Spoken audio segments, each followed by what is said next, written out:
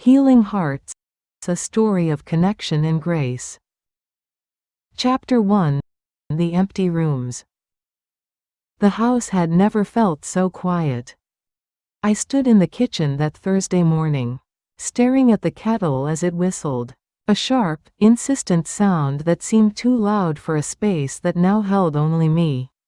My hand trembled slightly as I poured the water over my tea bag, watching the amber color bloom and swirl.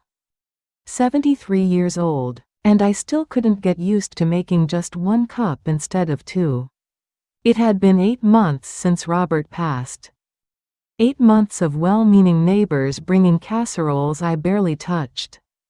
Of my daughter Amelia calling every other day, with that careful, worried tone in her voice. Of friends inviting me to lunch dates I'd politely declined. Everyone kept saying the same thing.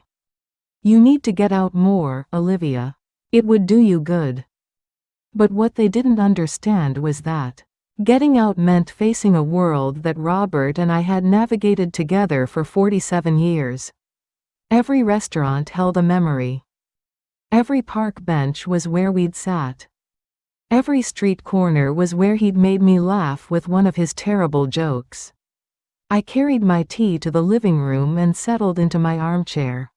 My armchair now, not ours. The morning light filtered through the lace curtains, the same ones we'd hung together in 1982. Everything in this house whispered of him. His reading glasses still sat on the side table. His cardigan still hung on the coat rack by the door.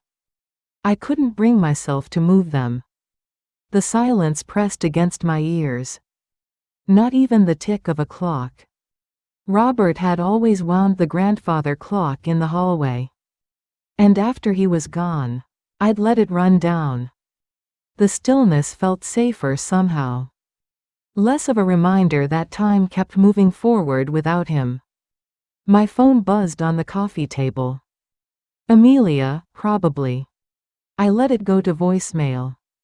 Through the window, I watched Mrs. Wong from next door working in her garden, her hands moving with purpose as she planted autumn bulbs. She waved when she caught me looking, and I managed a small wave back before retreating from the window. Even that brief interaction exhausted me. The day stretched ahead like all the others. Endless and empty. I'd perfected the routine. Tea, a bit of toast I'd force myself to eat, maybe the crossword puzzle. Then hours of television that I barely watched. Sometimes I'd pick up my knitting, but my hands would still after a few rows.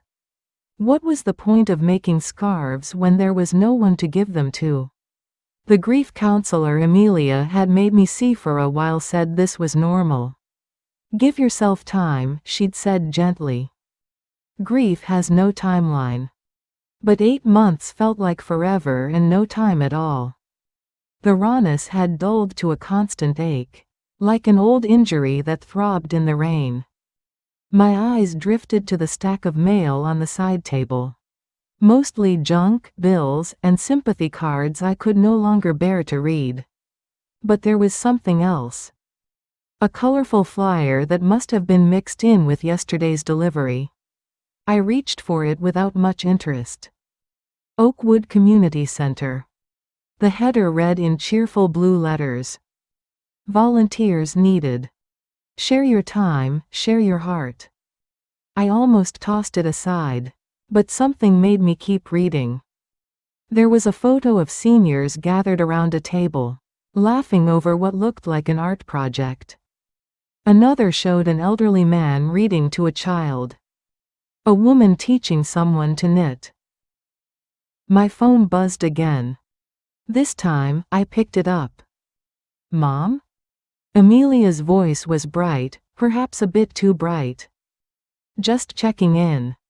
How are you doing?" "I'm fine, sweetheart," I said automatically. "Mom." A pause. "You don't have to be fine all the time." My throat tightened. "I know. Listen, I was thinking.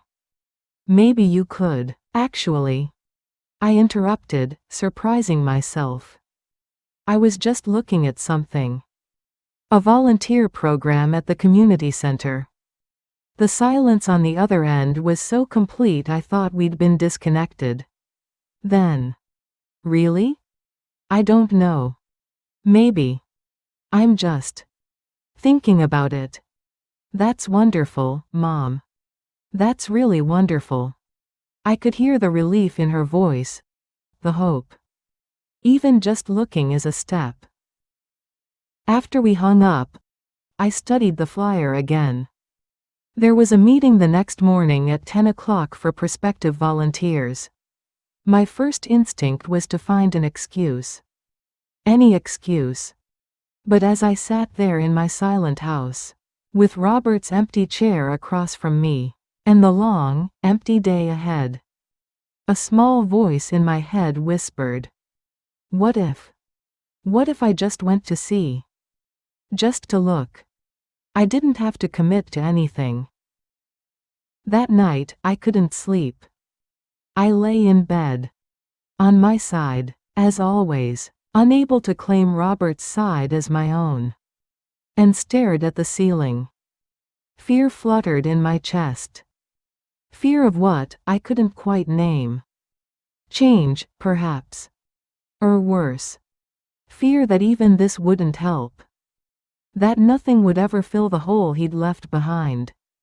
But beneath the fear was something else. Something tiny and fragile that I almost didn't recognize at first.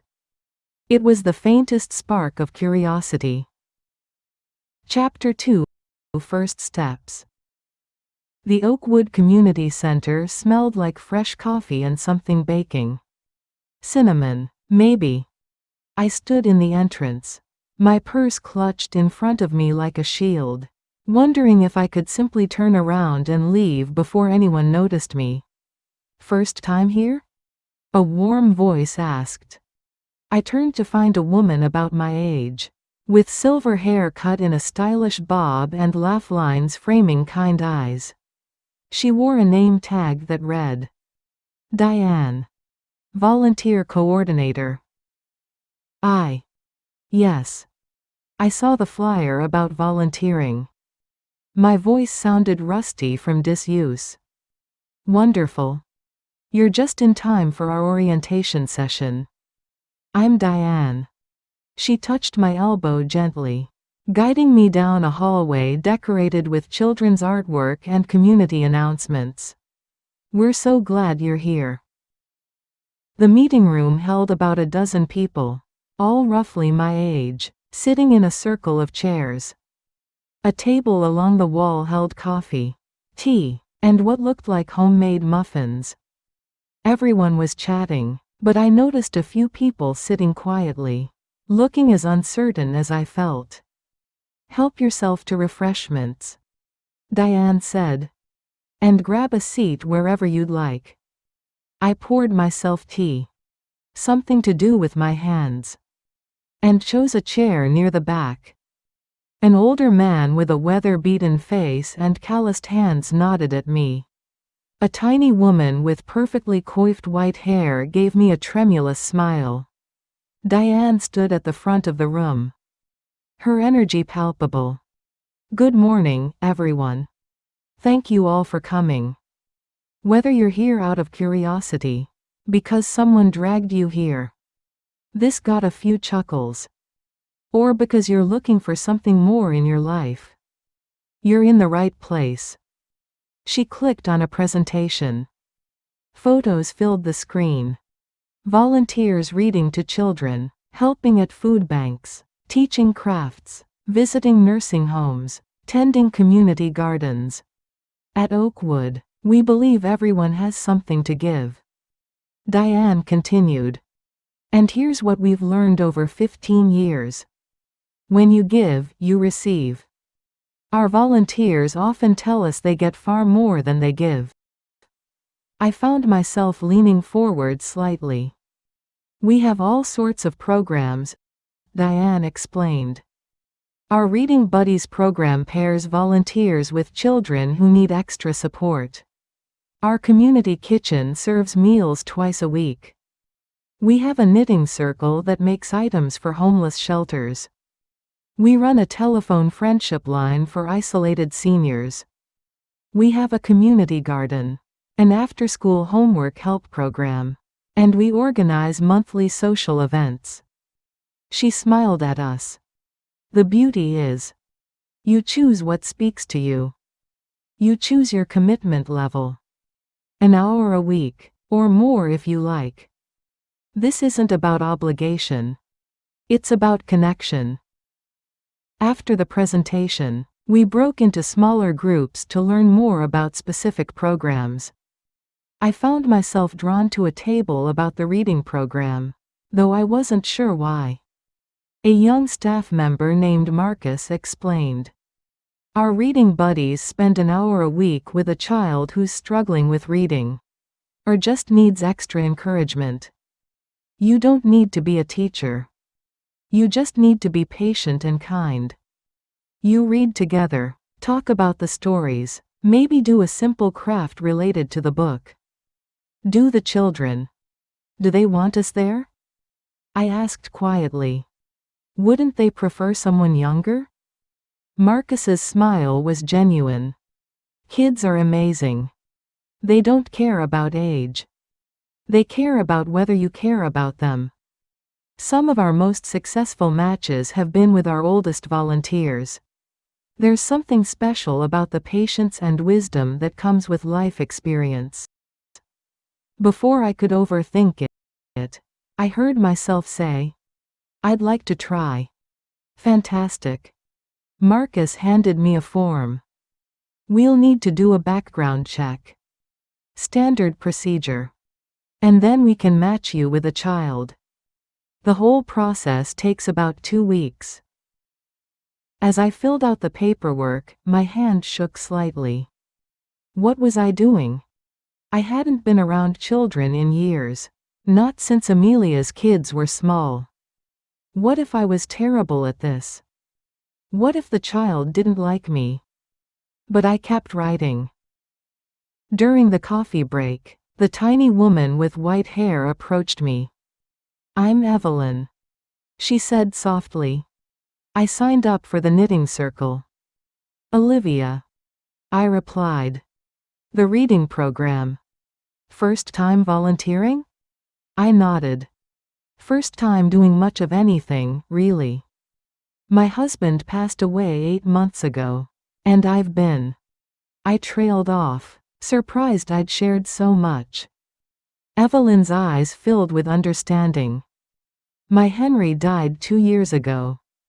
23 years together, and then he was gone. She touched my arm.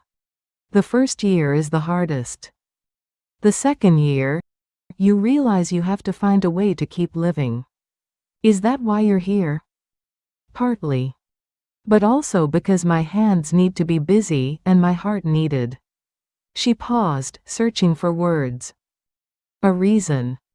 Something beyond just getting through the day. I understood exactly what she meant. As I drove home that afternoon, something felt different. The house was still quiet when I walked in, Robert's chair still empty. But for the first time in 8 months, I had something on my calendar besides doctor's appointments. In 2 weeks, I'd meet a child who needed someone to read with them. That night, I opened the hall closet where I'd stored boxes of children's books. Books I'd read to Amelia, books I'd saved for grandchildren. I pulled out a few favorites. Charlotte's Web. The Secret Garden. Where the Wild Things Are. The pages were worn, the covers faded. Robert used to do the voices when we read to Amelia. His Wild Things were particularly impressive. I ran my fingers over the covers and felt tears prick my eyes. But these tears felt different somehow. Less like drowning, more like release. I placed the books on the coffee table where I could see them. A reminder. A promise. Maybe. Just maybe. I could do this. Chapter 3. Meeting Sophie. Her name was Sophie, and she was 8 years old with dark curls that refused to stay in her ponytail, and eyes that darted everywhere except at me. Sophie's a bit shy at first, Marcus explained, as we stood in the small, cheerful room the community center had set aside for the reading program. Colorful bean bags dotted the floor, and shelves overflowed with books. She's a bright kid, but she struggles with reading. Her mom works 2 jobs, and there's just not much time for practice at home. Sophie sat cross-legged on a purple beanbag, picking at a thread on her jeans. "Hi, Sophie," I said, settling onto a beanbag across from her. An adventure in itself at my age. "I'm Mrs. Hartley, but you can call me Olivia if you'd like."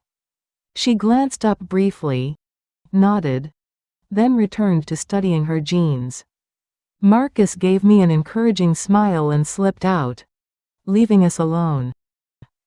"I brought some books," I said, pulling them from my bag. "I wasn't sure what you'd like, so I brought a few different ones." "Do you like animals?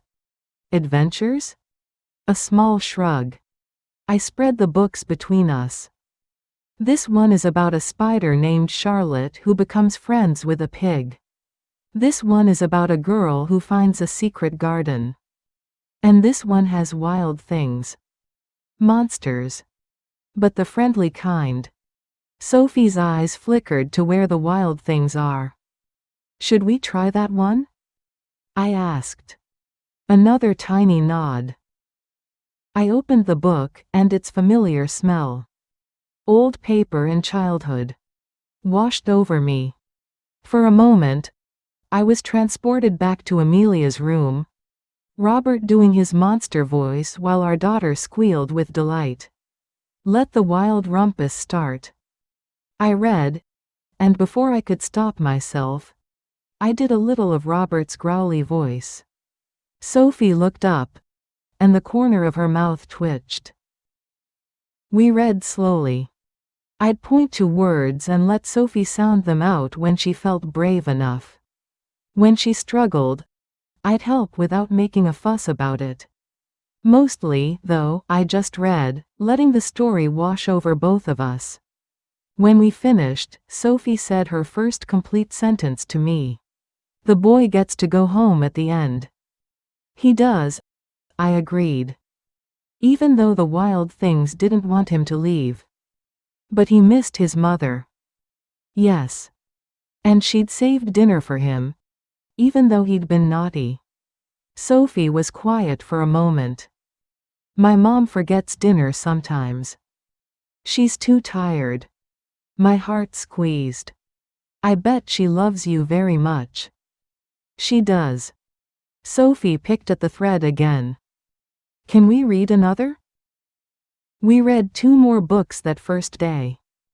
By the end of our hour, Sophie had moved from her beanbag to sit beside me, her small shoulder occasionally brushing against mine as she pointed to pictures.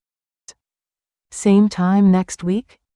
I asked as her mother arrived to collect her. Sophie nodded, more definitely this time.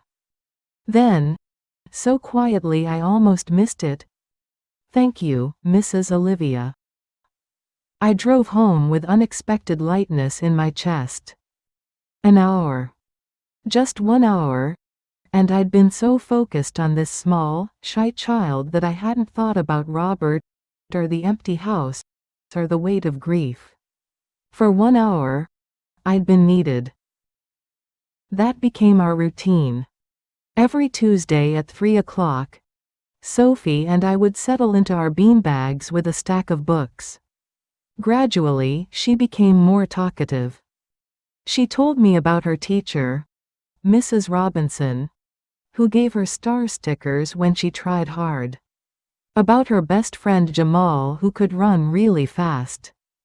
About how she wanted a dog but they weren't allowed pets in their apartment. I found myself looking forward to Tuesdays with an anticipation I hadn't felt about anything in months. I'd scout the library for new books, trying to find stories I thought she'd love. I learned she liked animals, especially dogs, brave girls, and happy endings. One Tuesday, about a month in, Sophie brought a book from school. A simple reader about a lost puppy who finds its way home. "Mrs. Robinson says I have to practice this," she said, her voice small. "But it's hard. Should we read it together?" She nodded, and we began. Sophie would read a sentence, sometimes stumbling over words, and I'd gently help when she got stuck. Her finger moved under each word, her voice careful and concentrated. Halfway through, she stopped and looked at me. "Do you think I'm stupid?" The question hit me like a physical blow. "Oh, Sophie. No, sweetheart. Not even a little bit. Jamal says reading is easy. Reading is easy for some people and harder for others. That doesn't mean anything about how smart you are. It just means you have to work a bit harder at this particular thing.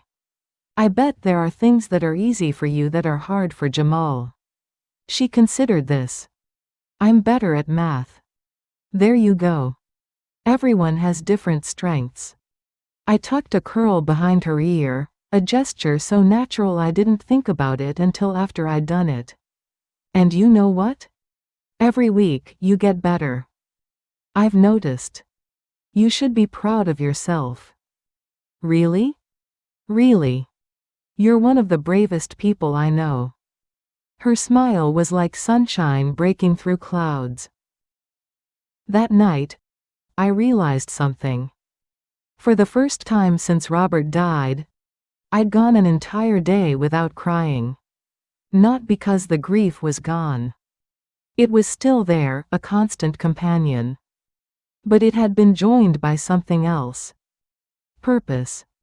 This small girl, with her shy smiles and her struggles and her hard-won progress, had given me a reason to get up on Tuesday mornings, to plan ahead, to think about someone other than myself. I was helping her learn to read. But somehow, she was teaching me how to live again. Chapter 4. Evelyn's Gift. I'd started arriving early to my sessions with Sophie, which meant I was often at the community center when Evelyn's knitting circle met. The group gathered in the same room we used, and I'd pass through to see a cluster of silver heads bent over clicking needles. Conversation flowing like water. "Olivia," Evelyn called out one Tuesday. "Come join us for a few minutes before your reading session." I hesitated, but Sophie wasn't due for another 20 minutes. "I don't want to intrude." "Nonsense. We're just gossiping and making hats for the homeless shelter. You can do one without the other if you prefer." Her eyes twinkled. I settled into a chair next to her. The room smelled like lavender. Someone's perfume. And rang with laughter. 5 women, all in their 60s and 70s, were working on various projects. Scarves, baby blankets, small stuffed animals. "This is Olivia," Evelyn introduced me. "She's a reading buddy. Olivia, this is our motley crew. Patricia, Joan, Helen, and Doris." Patricia, who had to be pushing 80, peered at me over bright purple reading glasses. "Reading buddy. How wonderful. I tried that, but the children have too much energy for me. I'll stick with my yarn. It stays where I put it." "Most of the time," Joan muttered, entangling a knot in her work. "How did you all get started with this?" I asked. "Diane recruited me at my husband's funeral," Doris said matter-of-factly. She was a robust woman with gray hair pulled into a practical bun. She brought a casserole and told me that when I was ready, there was a community that needed me. Took me 3 months to show up. But here I am. 3 years later. I retired and nearly lost my mind, Helen added. 40 years as a nurse, and suddenly I had nothing but time. This gives me somewhere to be, something to do. And people who don't mind if we complain about our various aches and ailments, Patricia said cheerfully. We're falling apart together. The laughter that followed was warm, inclusive. These women had found something I'd been missing. Not just purpose, but companionship. Community. Do you knit? Evelyn asked me. I used to. I haven't picked it up in a while. The hands remember. She pulled extra needles and yarn from her enormous bag. Here. Make a simple scarf while we chat. No pressure.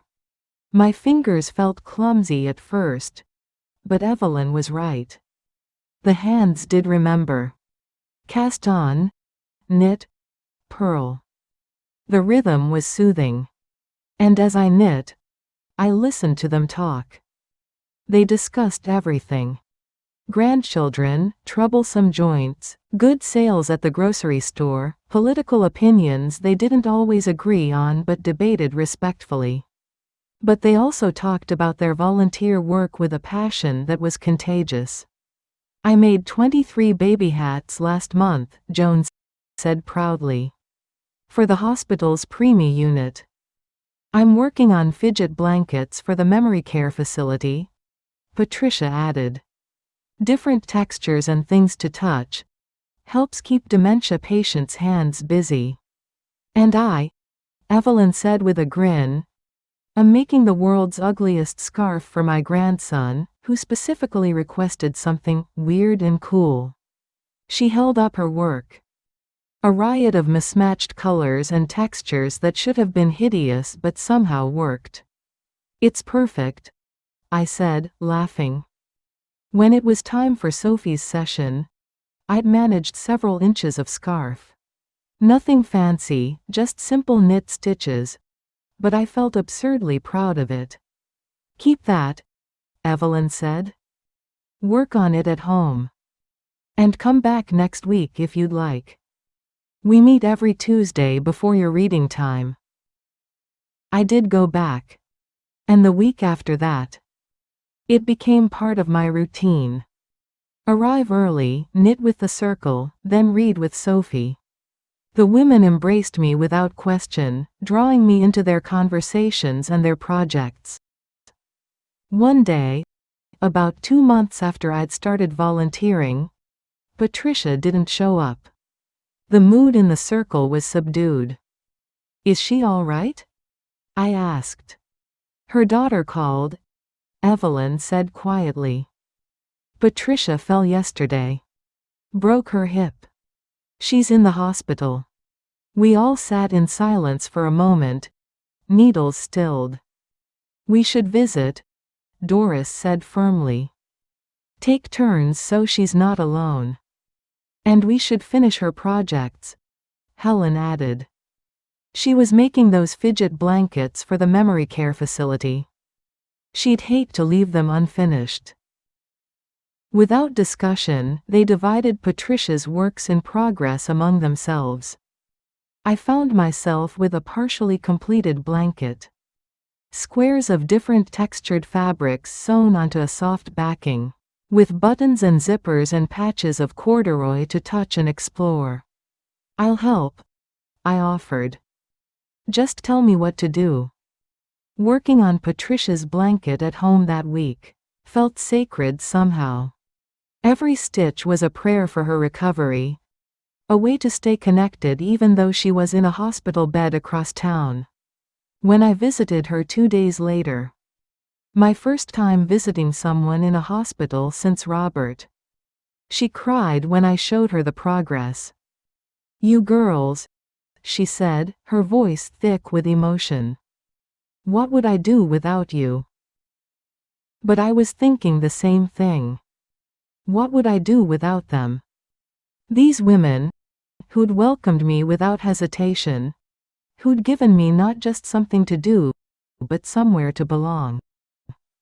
Patricia recovered, though more slowly than she'd hoped.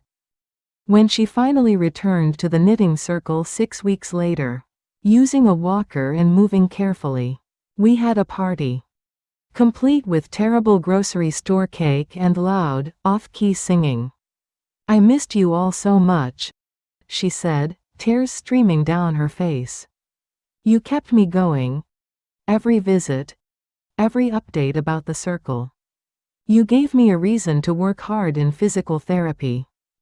"We're not getting rid of you that easily," Joan said gruffly, but her eyes were bright with tears too. That night, I looked at the scarf I'd been working on, now nearly 4 feet long. I'd started it almost absently, something to do with my hands. But somewhere along the way, it had become more than that.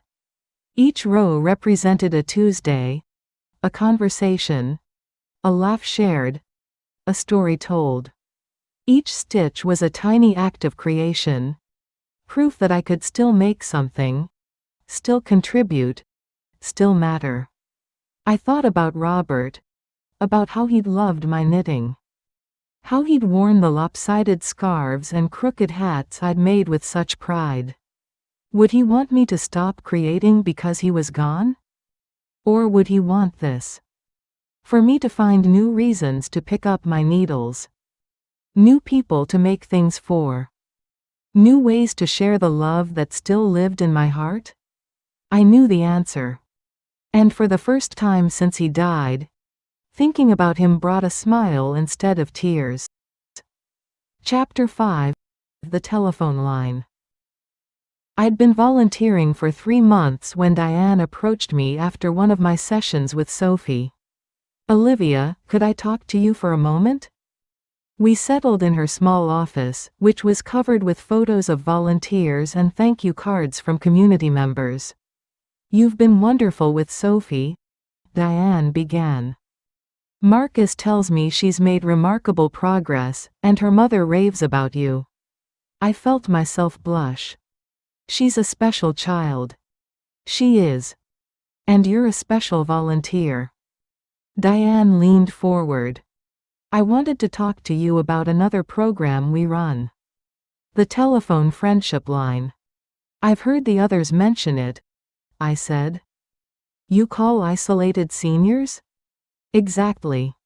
Once a week, volunteers call assigned individuals. People who are homebound or in care facilities or just very alone. Sometimes it's a 10-minute chat. Sometimes it's an hour. But for many of our clients, it's the only social contact they have all week." My chest tightened.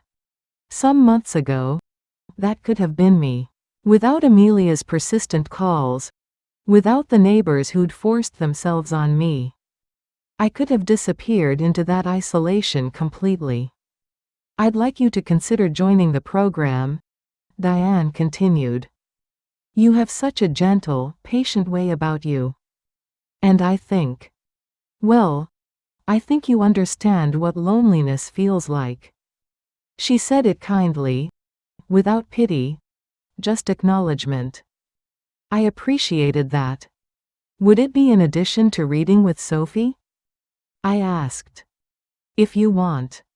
Or we could arrange it for a different day. There's no pressure, Olivia. I just thought you might be interested." I thought about my own phone, how I'd ignored it for so long. How Amelia's persistence and love had probably saved my life in those dark early months. "I'll do it," I said. Which is how I came to be paired with Arthur. Arthur was 86 years old and lived in a small apartment in an assisted living facility. His daughter lived in Australia. Might as well be the moon. He joked during our first call. And his son visited once a month, but was often too busy to talk long. Arthur had been a postal worker for 40 years, and a widower for 5. Our assigned call time was Wednesday afternoons at 2 o'clock. But that first call lasted nearly 90 minutes. Arthur told me about his wife, Carol, who'd died of cancer. About how he'd nursed her at home until the very end, just as he'd promised he would.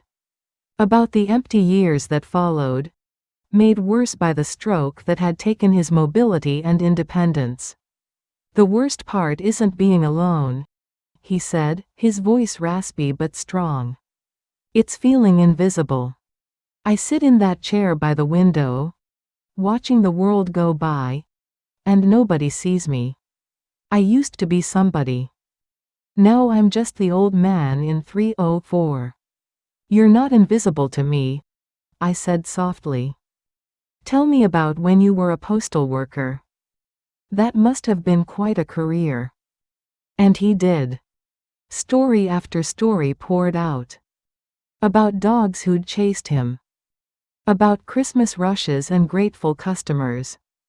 About the satisfaction of bringing mail to people who waited for it like it was treasure. His voice grew animated, younger somehow. When we finally hung up, I sat for a long moment, phone still in my hand. That call had been for him, but it had helped me too. Hearing his stories, connecting with another person who understood loss and loneliness. It reminded me I wasn't alone in this grief. We were all walking each other home, one conversation at a time. Our Wednesday calls became sacred. I'd make myself tea, settle into my chair. Robert's chair, which I'd finally claimed as my own. And dial Arthur's number. Sometimes we'd talk about big things. His memories, my grief, the meaning of life after loss. Sometimes we'd talk about nothing. The weather, what we'd had for lunch, the game show he'd watched that morning. But always, there was connection.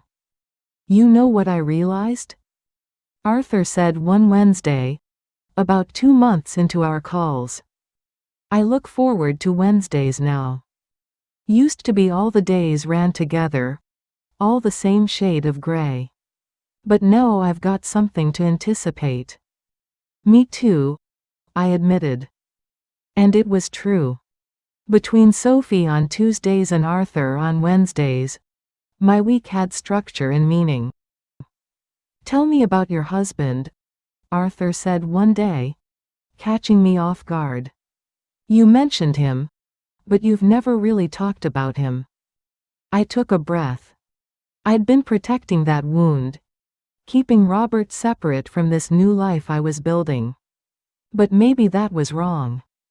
Maybe he deserved to be part of this too. "His name was Robert," I began. "We were married 47 years. He made terrible puns and sang off key in the shower, and could fix anything with duct tape and determination. Sounds like a good man. The best. He died of a heart attack. Just gone.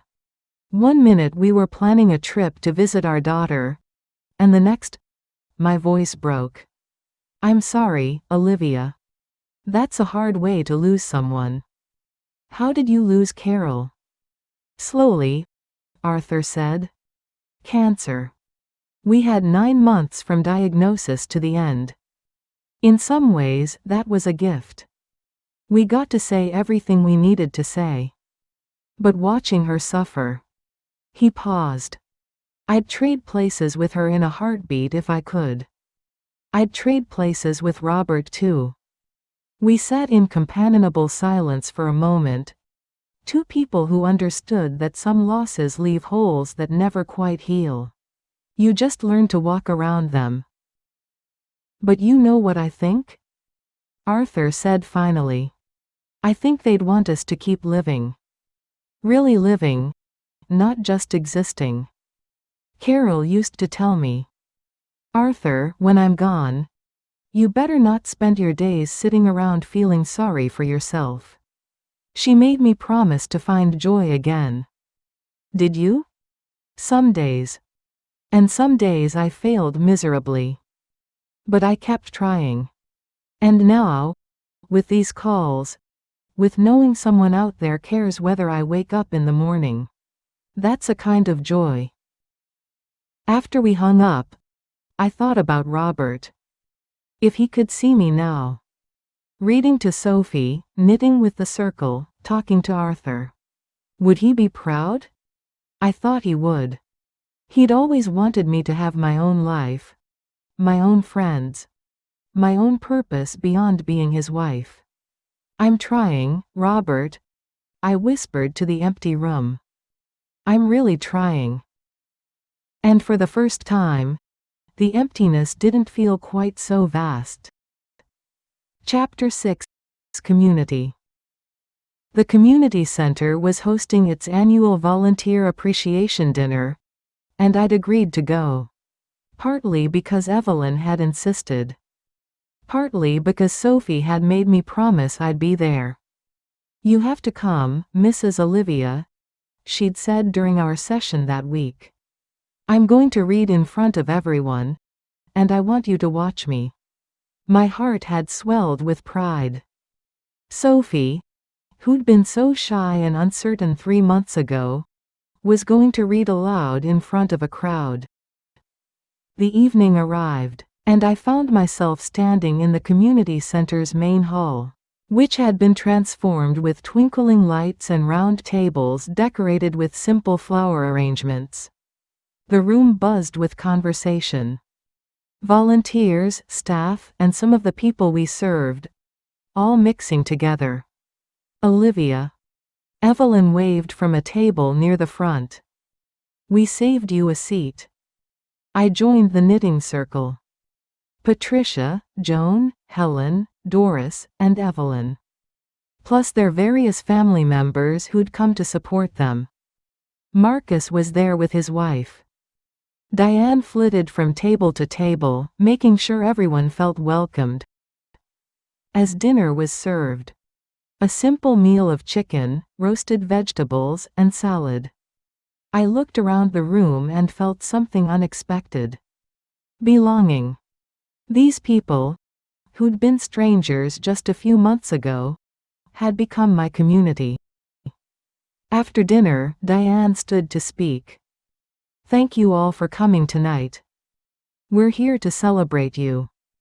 Our incredible volunteers who give so much of yourselves to make this community stronger, kinder, and more connected. She began sharing stories. A teenager who'd volunteered at the community garden and discovered a love of growing things. A retired teacher who'd helped dozens of kids with homework. A young mother who'd organized the food bank with military precision. Then Diane said, "And now, we have a very special presentation. Sophie, would you come up here?" Sophie emerged from the crowd, holding a book, her mother following behind with a video camera. She looked tiny on the stage, but her voice, when she spoke, was clear and strong. "I want to read this book for Mrs. Olivia," she said, "because she taught me that reading is magic." She opened Where the Wild Things Are, our first book together, and began to read. Her words were careful but confident. And when she got to, Let the Wild Rumpus Start, she did a little of the growly voice I'd taught her. The room erupted in applause. I found myself crying, but these were good tears. Tears of pride and joy and overwhelming gratitude, that I'd been lucky enough to meet this remarkable child. After Sophie finished, other people shared stories. Marcus talked about the Reading Buddy program and its impact. A woman from the homeless shelter thanked the knitting circle for the hundreds of hats, scarves, and blankets they donated. A social worker praised the telephone friendship line volunteers for providing lifelines to isolated seniors. Then Diane said something again that made me catch my breath. What makes our volunteer program special isn't just what our volunteers give. It's what they receive. Time and again, we hear from volunteers that they've found healing, purpose, and community through their service. They came to help others and discovered that they were helping themselves too. She was looking at me when she said it. After the formal program ended, the room dissolved into conversation and laughter. Sophie ran up to me, her mother in tow. "Did you like it, Mrs. Olivia? Did I do good?" "You were absolutely wonderful," I said, pulling her into a hug. "I'm so proud of you." Sophie's mother extended her hand. "I'm Rebecca. I've been wanting to thank you properly. Sophie talks about you constantly. You've made such a difference in her life." "She's made a difference in mine too," I said, and meant it. As Rebecca and Sophie moved on to greet others, Arthur appeared. Or rather, a man in his 80s using a walker, accompanied by a younger man. "Olivia?" the older man asked. "Arthur?" I couldn't believe it.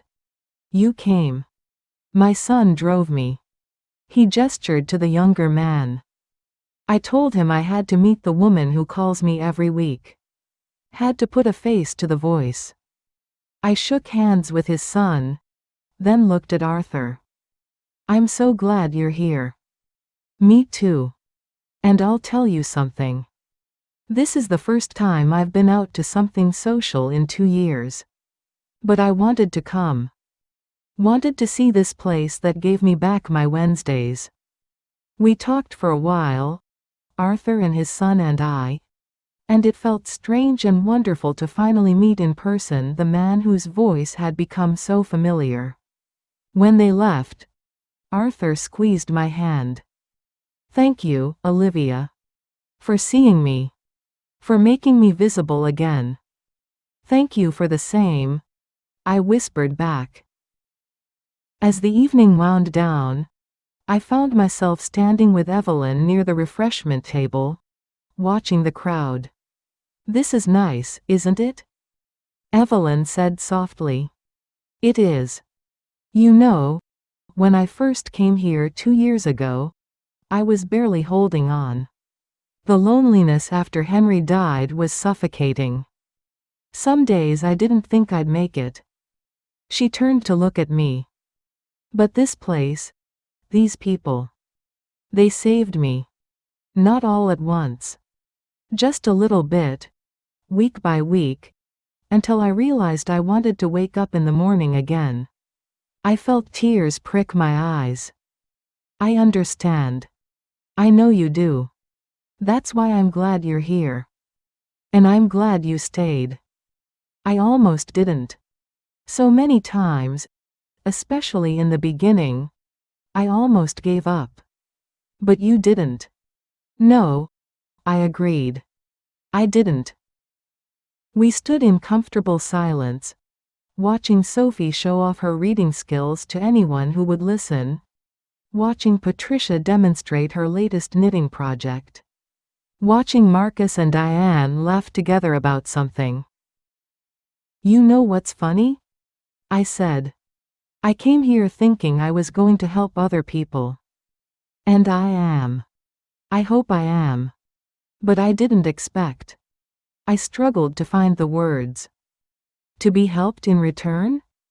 Evelyn finished. "Yes. Exactly that." She smiled. "That's the secret, isn't it? When we reach out to help others, we create connections. And those connections heal us in ways we didn't even know we needed." As I drove home that night, I thought about the past 4 months. About Sophie's growing confidence, Arthur's Wednesday calls, the knitting circle's laughter, and the community that had embraced me. I thought about how I'd walked into that orientation session, broken and hollow, certain that nothing would ever fill the Robert-shaped hole in my life. I'd been right and wrong. Nothing would ever replace him. The grief was still there, probably always would be. But alongside it now was something else. Not a replacement, but an addition. purpose, connection, joy, life. When I got home, I didn't immediately turn on the television or sink into my chair. Instead, I went to the closet and pulled out the box of photos I'd been avoiding. Pictures of Robert and me throughout our marriage. Young and in love, middle-aged and comfortable, old and grateful. I spread them across the dining table and really looked at them. Not with the crushing grief of those first months, but with something gentler. Gratitude. Love. Memory. I think you'd like Sophie, I told his photo. She reminds me of Amelia at that age. And Arthur. You two would have gotten along. He makes terrible jokes, just like you did. I touched the photo gently. I miss you. Every day, I miss you. But I'm okay, Robert. I didn't think I would be, but I am. And I think, I hope, that would make you happy. The silence that followed wasn't oppressive anymore. It was peaceful. And when I went to bed that night, I slept better than I had in months. Chapter 7. Full Circle. 6 months after that first tentative step into the community center, I found myself in a place I never expected. Happy. Not every day, not all the time. There were still hard moments. Holidays without Robert, waking up alone, seeing something that reminded me sharply of what I'd lost. But those moments no longer defined my entire existence. They were part of my story, not the whole story. It was a Tuesday morning in early spring, and I was arriving early for my session with Sophie when I noticed a woman sitting alone in the community center lobby. She was about my age, maybe a bit younger, and everything about her posture spoke of hesitation and uncertainty. Her hands twisted a tissue, and her eyes were red-rimmed. I recognized that look. I'd worn it myself 6 months ago. First time here? I asked gently, settling into the chair beside her. She started, then nodded. Yes. I saw a flyer. About volunteering. But I don't know if I should have come. I'm not really. Not really what? Not really in a place to help anyone. I can barely help myself. Her voice was thick with unshed tears. My husband died 3 months ago, and everyone keeps saying I should get out more. Do something. But I don't see the point. Nothing matters anymore. My heart ached with recognition. I'm Olivia, I said. And I understand exactly how you feel. You do? I lost my husband about a year ago. To be exact, 14 months ago. 47 years together, and then he was gone. And for months, I felt exactly like you do now. Hollow and lost and certain that nothing would ever matter again. She looked at me with desperate hope. But you're here. I'm here. And I won't lie to you. It's been hard. Really hard. But this place, these people, the volunteering. It helped. Not all at once. Not like magic. But slowly, bit by bit, it gave me reasons to get up in the morning. I don't know if I can. You're here, I pointed out gently. That's already something. That's already trying. Diane appeared then, ready to start the orientation session. The woman looked panicked. Would you like me to come with you? I offered. I'm early for my reading session. I could sit with you. The relief on her face was answer enough. Her name was Linda, and she sat beside me through the orientation, occasionally brushing away tears. When it came time to choose a program, she looked overwhelmed. What do you do? She asked me. I have a reading buddy. An 8-year-old girl named Sophie. And I call an elderly gentleman named Arthur once a week through the telephone friendship line. And I'm part of a knitting circle that meets before my reading sessions. Do you like it? I thought about Sophie's progress, about her confidence growing week by week, about Arthur's stories and laughter, about how our calls had become a highlight of my week, about the knitting circle's warmth and acceptance. I love it, I said honestly. It saved my life. Linda signed up for the telephone friendship line. I can do that from home, she said. It feels safer to start small. After the session, as we walked to the lobby together, she turned to me. Thank you. For sitting with me. For understanding. Would you like my phone number? I offered. In case you need someone to talk to who gets it. She nodded gratefully and we exchanged numbers. As I watched her walk to her car. Shoulders still slumped but perhaps slightly less burdened. I felt a profound sense of completion, maybe?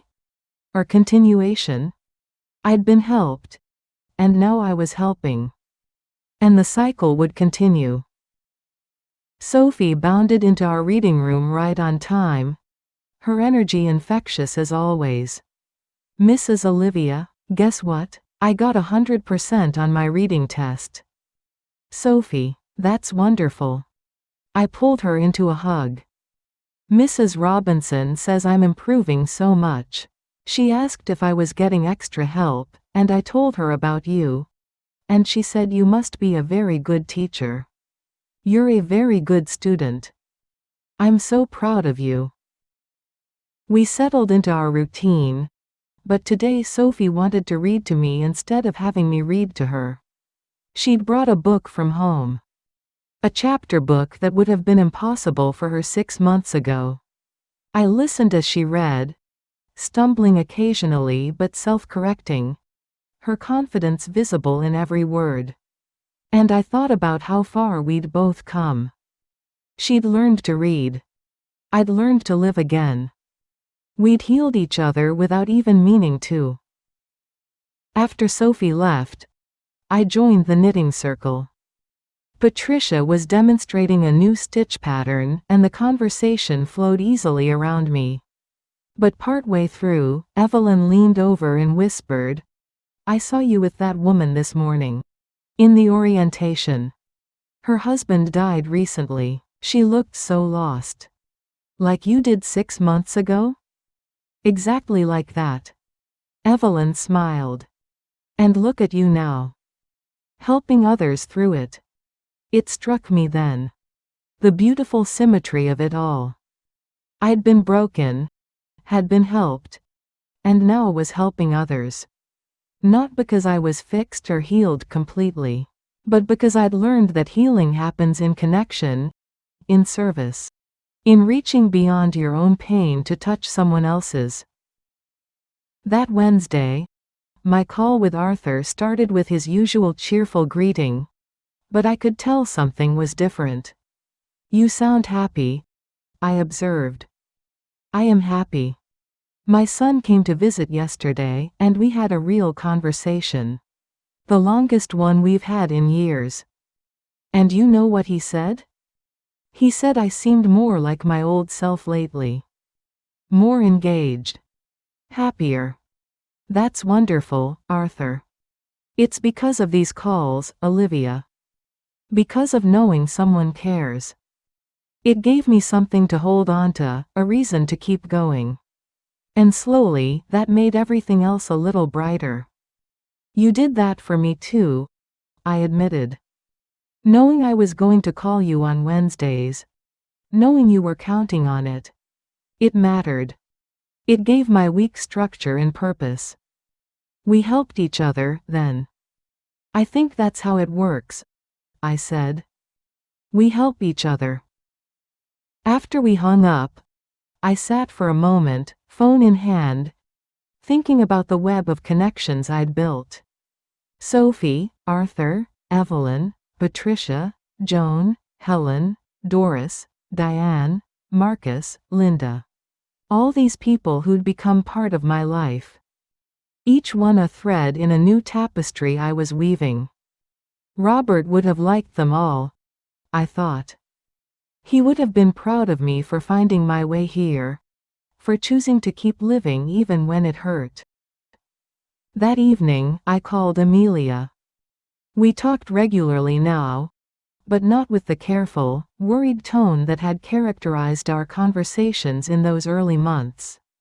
Now we just talked. About her life, my life, the grandchildren, her work. "Mom, you sound good," she said. "I am good. Not perfect. Not all the way there. But good. The volunteering really helped, didn't it? More than I ever imagined. I thought I was going there to help others, to fill my time. But I found something more.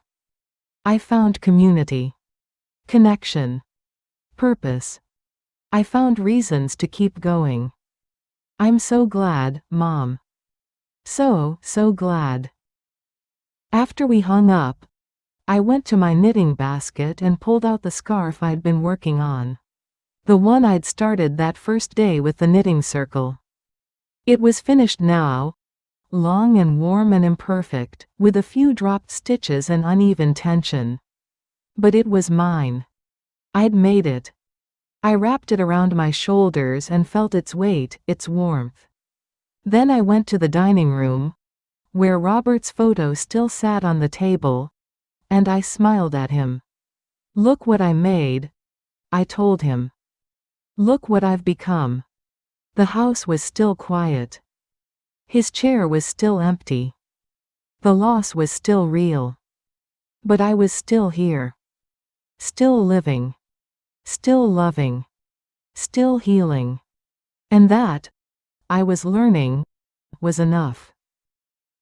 Epilogue. 1 year later.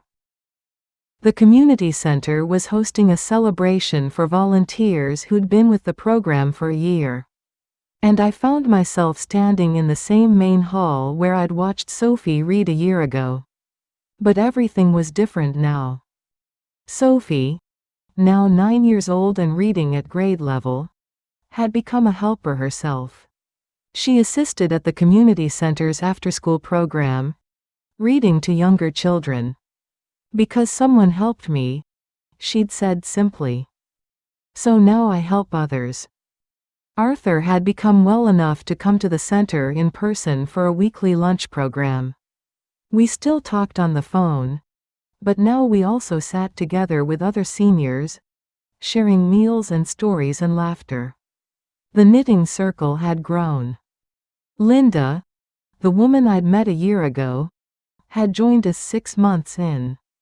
Her fingers slowly remembering the rhythms of knit and purl as she knitted her way through her grief. In me? I'd expanded my volunteering. I still read with children.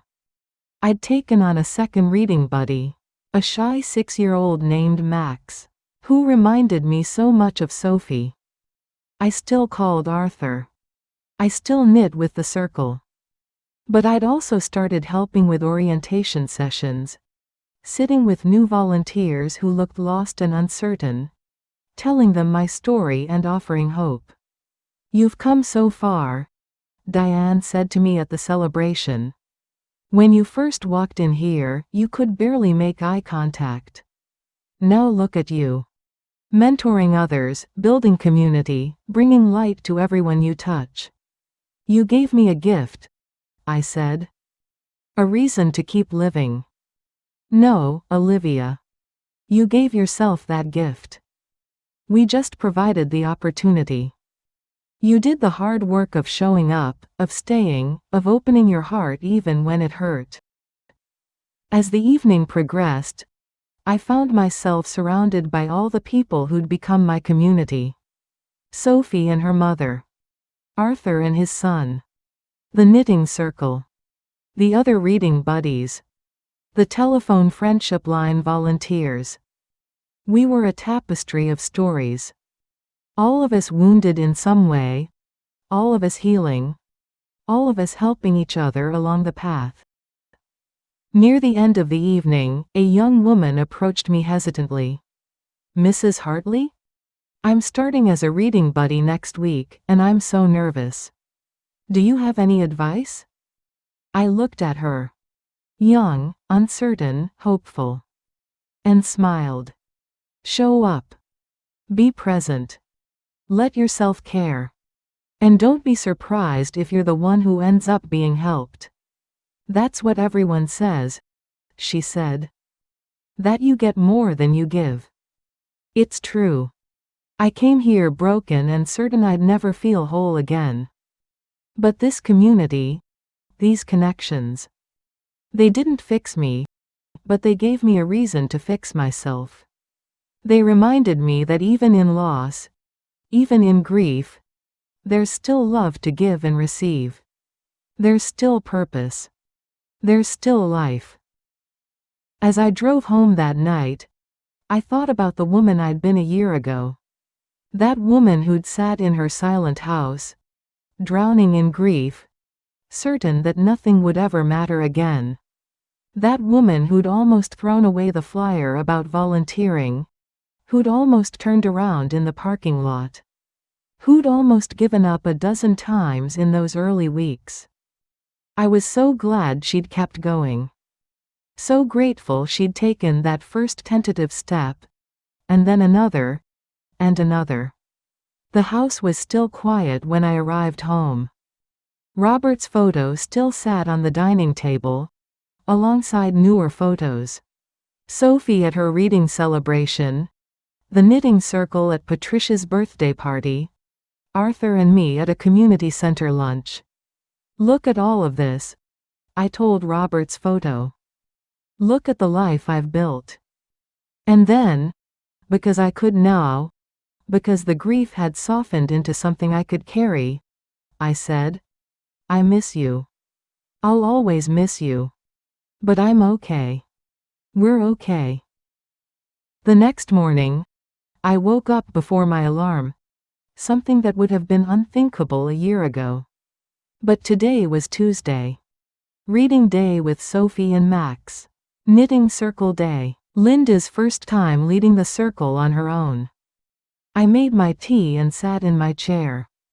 My chair now, claimed and comfortable.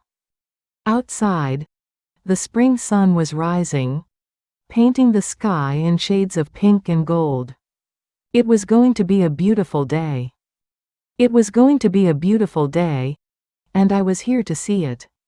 And that simple miracle of being here, of wanting to be here, was everything.